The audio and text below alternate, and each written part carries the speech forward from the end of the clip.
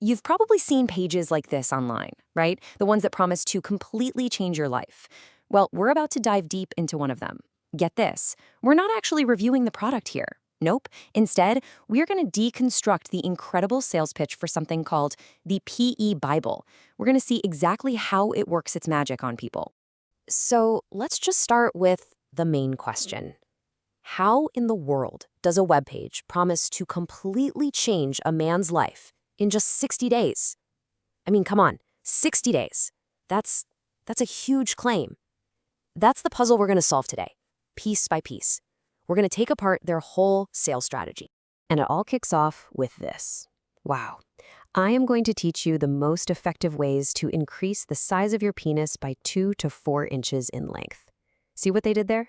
It's not just some vague promise of improvement. No, it's super specific, 2 to 4 inches. That's the hook, right? It's designed to grab you and make you think, wait, how is that even possible?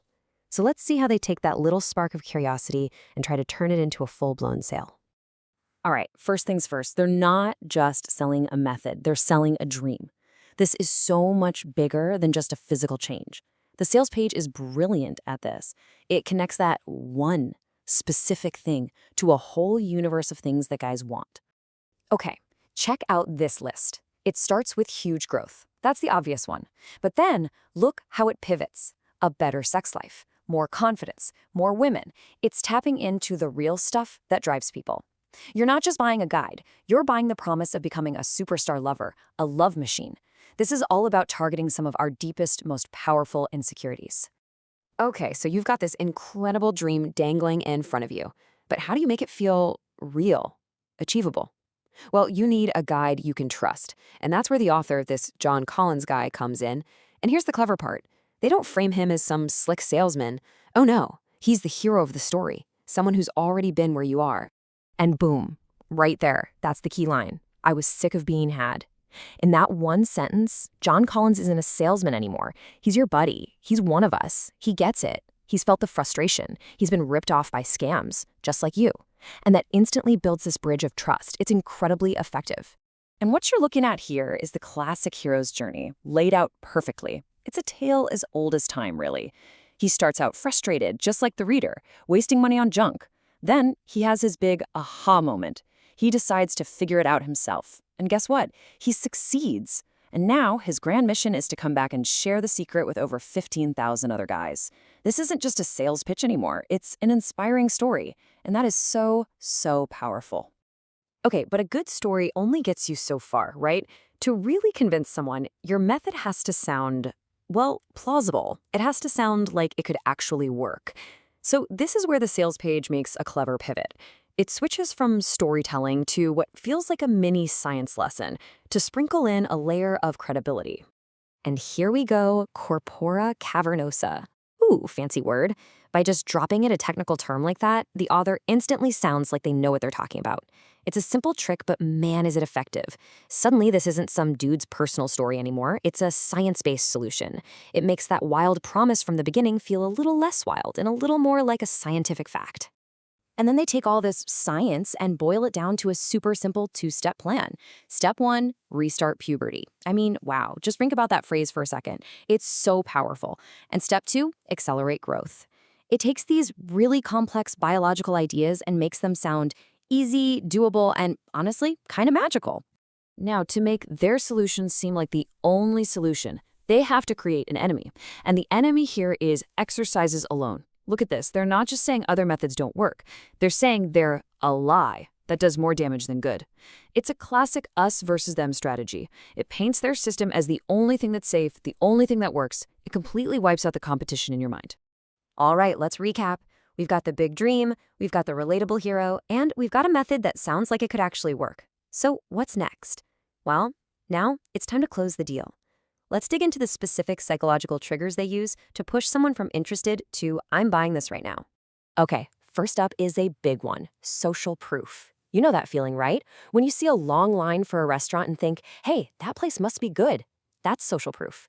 It's the idea that if a lot of other people are doing something, it must be the right thing to do. And this sales page leans into that instinct hard. And here it is, plain as day. Over 15,000 copies sold. a 95% satisfaction rate. Come on, those are big numbers. And they aren't just stats on a page. They're designed to quiet that doubtful voice in your head. They basically whisper, hey, you're not the first one. This is a safe bet. Look at all these other guys who are happy. The next tactic, urgency and scarcity.